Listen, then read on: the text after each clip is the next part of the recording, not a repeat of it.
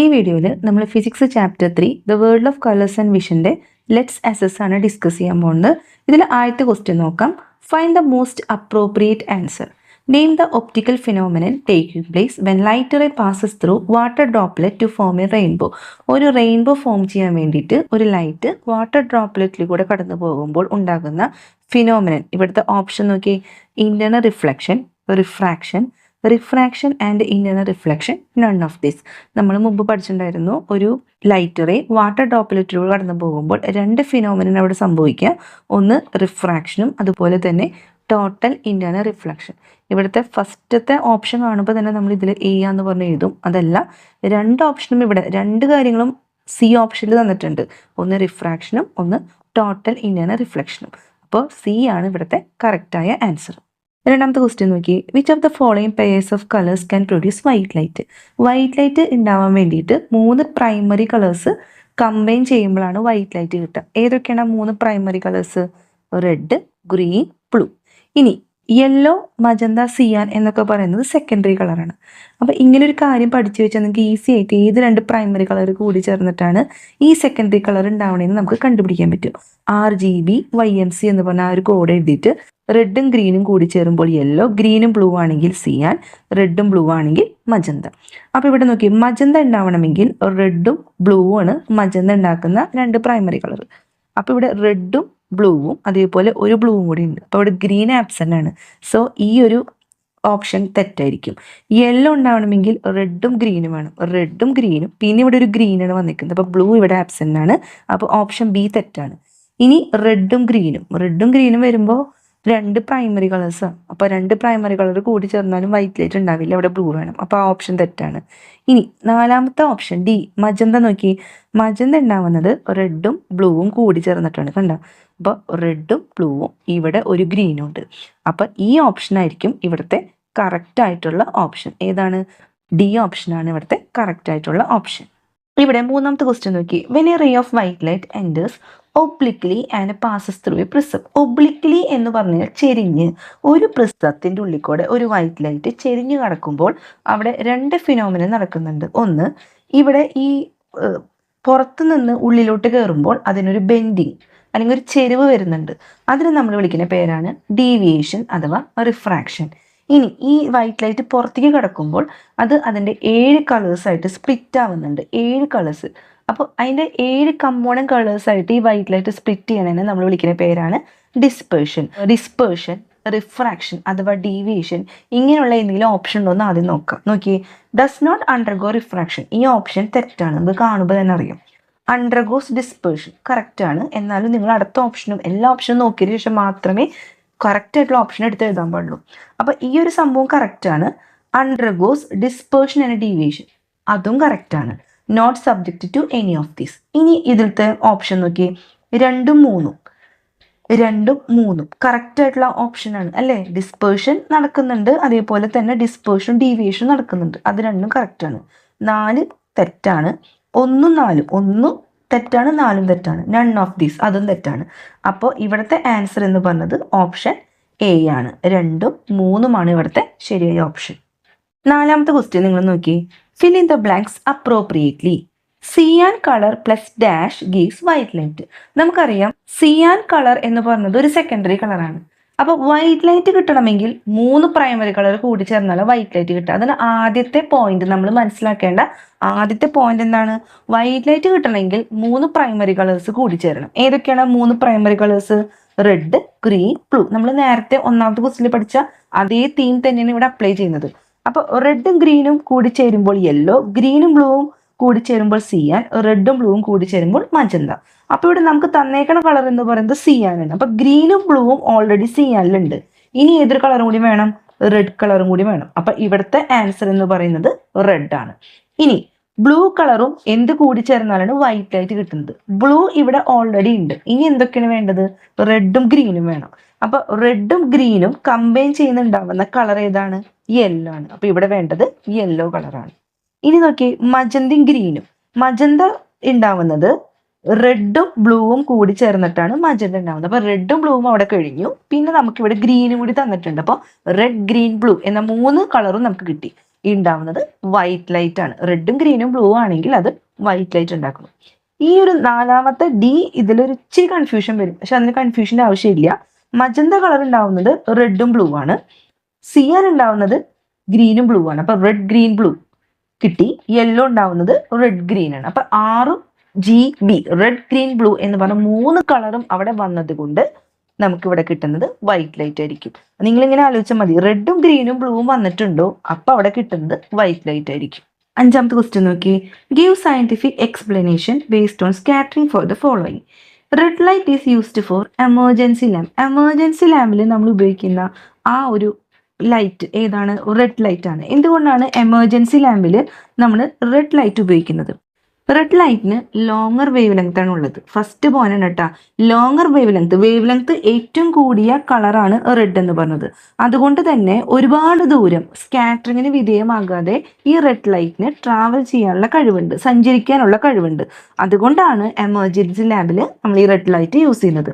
ഒന്നാമത്തെ പോയിന്റ് എന്ന് പറഞ്ഞത് റെഡ് ലൈറ്റിന് ലോങ്ങർ വേവ് ലെങ്ത് ആണ് ഉള്ളത്. അതുകൊണ്ട് തന്നെ സ്കാറ്ററിങ്ങിന് വിധേയമാകാതെ without getting scattered it can travel more distance through എയറിൽ കൂടെ, അന്തരീക്ഷത്തിൽ കൂടെ ഒരുപാട് ദൂരം ലോങ്ങർ വേവ് ലെങ്ത് ഉള്ളത് കൊണ്ട് സ്കാറ്ററിങ്ങിന് വിധേയമാകാതെ റെഡ് ലൈറ്റിന് സഞ്ചരിക്കാൻ കഴിയും. അതാണ് രണ്ടാമത്തെ പോയിന്റ്. രണ്ടാമത്തെ ക്വസ്റ്റ്യൻ നോക്കി. The sky of the moon appears dark even during the day time. ഡേയിൽ പോലും, അതായത് രാവിലെ പോലും, പകൽ സമയങ്ങളിൽ പോലും നമ്മുടെ ചന്ദ്രൻ എന്ന് പറഞ്ഞ ചന്ദ്രന്റെ സ്കൈ, ആകാശം ഇരുണ്ടതായിട്ടാണ് കാണപ്പെടുക. എന്താണ് അതിന് കാരണം? അതായത് there is no atmosphere around the moon. ചന്ദ്രന് ചുറ്റും അല്ലെങ്കിൽ ചന്ദ്രനിൽ അന്തരീക്ഷം ഇല്ല. അതിനായിട്ട് പോയിന്റ്, അറ്റ്മോസ്ഫിയർ ഇല്ല ചന്ദ്രനിൽ. അതുകൊണ്ട് തന്നെ സൺലൈറ്റ് അവിടെ എത്തുമ്പോൾ അത് സ്കാറ്ററിങ്ങിന് വിധേയമാകില്ല. അറിയാലോ, സൺലൈറ്റ് മുകളിലെത്തുമ്പോൾ സ്കാറ്ററിങ് നടന്നാലാണ് അവിടെ ബ്ലൂ കളറോ അല്ലെങ്കിൽ എന്തെങ്കിലും കളർ വരുള്ളൂ. ഇവിടെ ചന്ദ്രന് ചുറ്റും അന്തരീക്ഷം ഇല്ലാത്തത് കൊണ്ട് സൺലൈറ്റിന് അവിടെ സ്കാറ്ററിങ്ങിന് വിധേയമാകുന്നില്ല. In the absence of scattered light, അതുകൊണ്ട് തന്നെ സ്കാറ്റേർഡ് ലൈറ്റിന്റെ ആബ്സെൻസിൽ നമ്മുടെ മൂൺ അല്ലെങ്കിൽ ചന്ദ്രൻ ഡേ ടൈമിൽ ഇരുണ്ടതായിട്ട് നമുക്ക് കാണപ്പെടുന്നു. അതാണ് അവിടുത്തെ മെയിൻ ആയിട്ടുള്ള answer. There is no atmosphere around the moon. ആ പോയിന്റ് നിങ്ങൾ പരീക്ഷയ്ക്ക് എഴുതണം കേട്ടോ. മൂന്നാമത്തെ ക്വസ്റ്റ്യൻ നോക്കി. The deep sea appears blue. നമുക്കറിയാം കടല് നീല നിറത്തിലാണ് കാണപ്പെടുന്നത്. എന്തുകൊണ്ടാണ്? When sunlight passes through the deep sea, അതായത് ഡീപ്പ് സീക്കൂടെ സൺലൈറ്റ് പാസ് ചെയ്യുമ്പോൾ ആ സൺലൈറ്റിന് സ്കാറ്ററിങ് സംഭവിക്കുന്നു. എങ്ങനെയാണ് സ്കാറ്ററിങ് സംഭവിക്കുന്നത്? അതിലുള്ള വാട്ടറിലുള്ള മൈക്രോസ്കോപ്പിക് പാർട്ടിക്കിൾസ് ആയിട്ട് ഹിറ്റ് ചെയ്യുമ്പോൾ, അല്ലെങ്കിൽ മൈക്രോസ്കോപ്പിക് പാർട്ടിക്കിൾ കാരണം അതിന് സ്കാറ്ററിങ്, ചിന്ന ഭിന്നമായിട്ട് ഈ ലൈറ്റ് പോകുന്നുണ്ട്. The blue region of sunlight, അതുപോലെ ആ സൺലൈറ്റിൽ 7 കമ്പോണന്റ് കളേഴ്സ് ഉണ്ടെന്ന് നമ്മൾ പറഞ്ഞു. ആ 7 കളേഴ്സിൽ ബ്ലൂ കളറിന് ഷോർട്ടർ വേവ് ലെങ്ത് ആണ് ഉള്ളത്.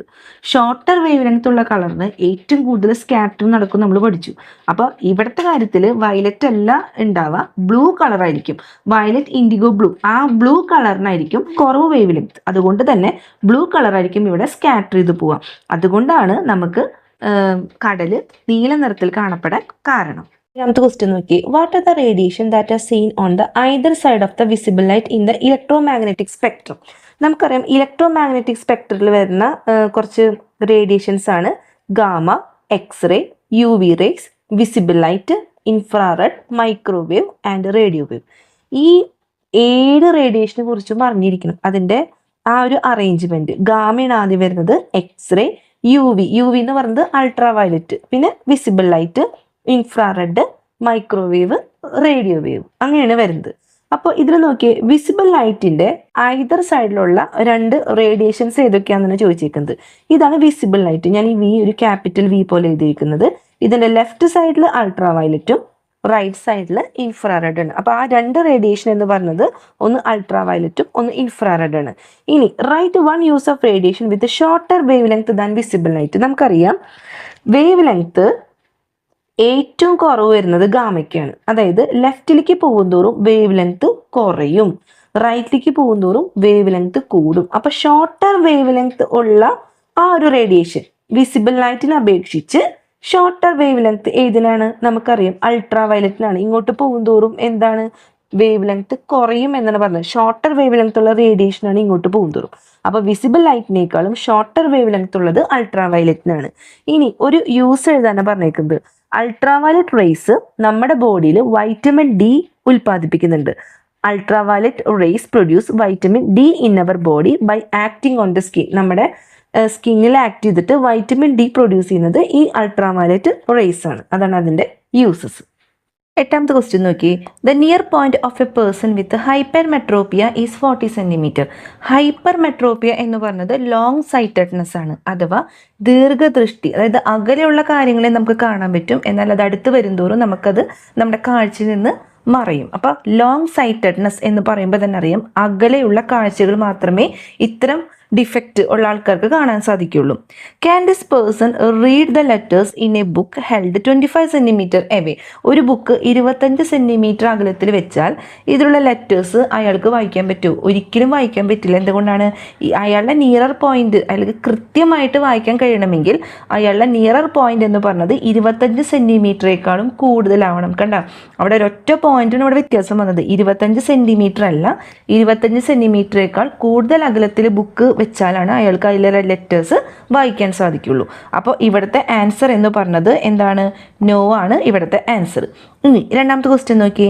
Can this person see an object at infinity.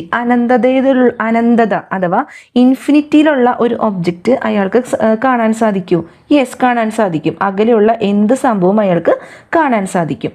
അതുപോലെ മൂന്നാമത്തെ ക്വസ്റ്റ്യൻ നോക്കി. How can this defect on the of the I can be rectified. അതായത് ഇങ്ങനത്തെ ഡിഫക്റ്റ് ഉള്ള ആൾക്കാർക്ക് എന്ത് വെച്ചിട്ടാണ് നമുക്ക് ആ ഒരു ഡിഫക്റ്റ് പരിഹരിക്കാൻ സാധിക്കുക? ഏത് ലെൻസ് വെച്ചിട്ടാണ്? നമുക്കറിയാം, കോൺവെക്സ് ലെൻസ് വെച്ചിട്ടാണ് നമുക്കവ പരിഹരിക്കാൻ സാധിക്കുന്നത്. അപ്പോൾ 25 സെൻറ്റിമീറ്റർ അല്ല, 25 സെൻറ്റിമീറ്റർ കൂടുതൽ അകലത്തിൽ വെക്കണം. അതുപോലെ തന്നെ ഇൻഫിനിറ്റിയിലുള്ള ഒരു ഒബ്ജക്റ്റ് അയാൾക്ക് കാണാൻ സാധിക്കും. ഈ ഡിഫക്റ്റ് പരിഹരിക്കുന്നത് കോൺവെക്സ് ലെൻസ് ഉപയോഗിച്ചിട്ടാണ്. ഈ 3 കാര്യങ്ങളും നന്നായിട്ട് പഠിക്കുക. 10ാമത്തെ ക്വസ്റ്റ്യൻ നോക്കി.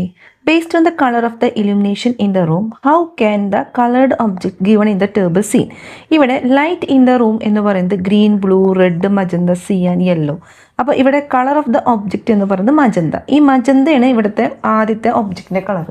ഇത് ഒരു ഗ്രീൻ ലൈറ്റുള്ള റൂമിൽ കൊണ്ടുവച്ച് കഴിഞ്ഞാൽ ഈ ഒരു ഒബ്ജക്റ്റിൻ്റെ കളർ എന്തായിട്ട് മാറും എന്നാണ് ചോദിക്കുന്നത്. നമുക്കറിയാം, മജന്ത എന്ന് പറയുമ്പോൾ റെഡും ബ്ലൂവും കൂടി ചേർന്നാണ് മജന്ത. അപ്പോൾ റെഡും ബ്ലൂവും ഗ്രീനാണ് ഇവിടെ വരുന്നത്. അപ്പോൾ അവിടുത്തെ ആൻസർ എന്ന് പറഞ്ഞത് എന്തായിരിക്കും? ഡാർക്കായിരിക്കും. ഇവിടെ ഡാർക്കായിരിക്കും ഇവിടുത്തെ ആൻസർ. ഇനി രണ്ടാമത്തെ നോക്കിയേ. മജന്തയും ബ്ലൂ ആണെന്ന് വിചാരിക്കും. അപ്പോൾ മജന്തയിലുള്ള കളർ എന്ന് പറയുന്നത് റെഡും ബ്ലൂ ആണ്. അപ്പോൾ ഇവിടെ മജന്തയിൽ റെഡും ബ്ലൂ ഉണ്ട്, ഇവിടെ ഒരു ബ്ലൂ ഉണ്ട്. അപ്പോൾ ഇവിടെ ഡോമിനൻ്റ് ആയിട്ട് നിൽക്കുന്ന അല്ലെങ്കിൽ കൂടുതൽ നിൽക്കുന്ന കളർ ഏതാണ്?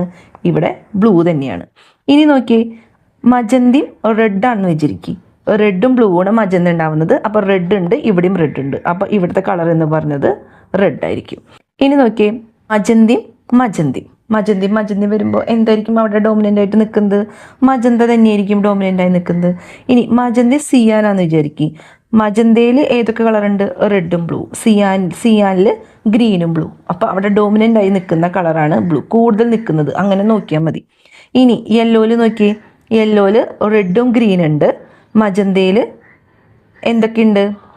റെഡും ബ്ലൂവും ഉണ്ട്. അപ്പോൾ അവിടെ കൂടുതൽ നിൽക്കുന്ന കളർ എന്ന് പറഞ്ഞത് റെഡ് ആയിരിക്കും. ഇങ്ങനെയാണ് നോക്കട്ടെ. വൈറ്റ് ലൈറ്റ് എന്ന് എഴുതി വെച്ചേക്കരുത്. ഇപ്പം നമ്മളിവിടെ മജന്തയിൽ എന്തൊക്കെ കളറുണ്ട്? റെഡും ബ്ലൂ ഉണ്ട്. പിന്നെ ഗ്രീൻ കളറാണ് റൂമിലുള്ളത്. അപ്പോൾ വൈറ്റ് ലൈറ്റ് ഉണ്ടാവും. അങ്ങനത്തെ ഒരു കോൺസെപ്റ്റ് അല്ല ഇവിടെ ഉപയോഗിക്കുന്നത്. ഇങ്ങനെ ഏത് കളറാണോ അവിടെ കൂടുതലായിട്ട് ഡോമിനൻ്റ് ആയിട്ട് നിൽക്കുന്നത് ആ കളറായിരിക്കും എടുത്തെഴുതുക. അങ്ങനെ ഒരു കളർ ഇല്ലെങ്കിൽ അത് ഡാർക്ക് ആയിരിക്കും. ആ ഒരു കോൺസെപ്റ്റാണ് ഇതിൽ വരുന്നത്. ഇനി നോക്കിയേ, ഗ്രീനാണെന്ന് വിചാരിക്കും. അപ്പോൾ എന്ത് കളറിലാണ് അത് അപ്പിയർ ചെയ്യുന്നത്? ഗ്രീൻ കളറിൽ തന്നെ. ഇനി ഗ്രീനും ബ്ലൂ ആണെന്ന് നോക്കി. ഗ്രീനും ബ്ലൂ ആണെങ്കിൽ അത് രണ്ടും പ്രൈമറി കളേഴ്സാണ് അല്ലേ? ഗ്രീനും ബ്ലൂവും പ്രൈമറി കളേഴ്സ് ആയതുകൊണ്ട് അത് ഡാർക്കായിട്ടാണ് അപ്പിയർ ചെയ്യുന്നത്. ഇനി ഗ്രീനും റെഡ് ആണെങ്കിലോ അതും ഡാർക്ക് തന്നെയാണ് കേട്ടോ. ഇനി ഗ്രീനും മജന്തയാണെങ്കിലോ മജന്തയിൽ വരുന്നത് റെഡും ബ്ലൂ ആണ്, പിന്നെ ഒരു ഗ്രീനും. അപ്പോൾ അത് ഡാർക്ക് തന്നെയായിരിക്കും. ഇനി സിയാനാണെങ്കിൽ നോക്കി, ഗ്രീനും ബ്ലൂവും ഇവിടെ ഗ്രീൻ ഉണ്ട്. അപ്പോൾ ഡോമിനൻ്റ് ആയി നിൽക്കുന്നത് ഗ്രീനാണ്. ഇനി യെല്ലോ ആണെങ്കിൽ അതിൽ റെഡും ഇവിടെ റെഡും ഗ്രീനും ഉണ്ട്, പിന്നെ ഒരു ഗ്രീനും ഉണ്ട്. അപ്പോൾ ഇവിടെ ഡോമിനൻ്റ് ആയി നിൽക്കുന്നത് ഗ്രീൻ ആണ്. ഇവിടെ 2 പ്രൈമറി കളർ കൂടി ചേരുമ്പോൾ സെക്കൻഡറി കളർ ആ ഒരു കോൺസെപ്റ്റ് അല്ല വരുന്നത്. അതേപോലെ തന്നെ 3 പ്രൈമറി കളേഴ്സ് കൂടി ചേരുമ്പോൾ വൈറ്റ് ലൈറ്റ് ആ ഒരു കോൺസെപ്റ്റ് അല്ല വരുന്നത്. ഇവിടെ വരുന്നത് ഏത് കളറാണ് ഡോമിനൻ്റ് ആയി നിൽക്കുന്നത് ആ കളറായിരിക്കും അവിടുത്തെ ആ ഒരു ഒബ്ജക്റ്റിൻ്റെ കളറായിട്ട് മാറുന്നത്. ആ ഒരു കോൺസെപ്റ്റിൽ വേണം ഇത് പഠിക്കാൻ. നിങ്ങൾക്ക് വീഡിയോ ഇഷ്ടപ്പെട്ടാൽ ലൈക്ക് ചെയ്യാനും സബ്സ്ക്രൈബ് ചെയ്യാനും മറക്കരുത്. മാക്സിമം നിങ്ങളെല്ലാവരും നിങ്ങളുടെ ഫ്രണ്ട്സിലേക്കൊക്കെ ഈ വീഡിയോ ഷെയർ ചെയ്യണേ.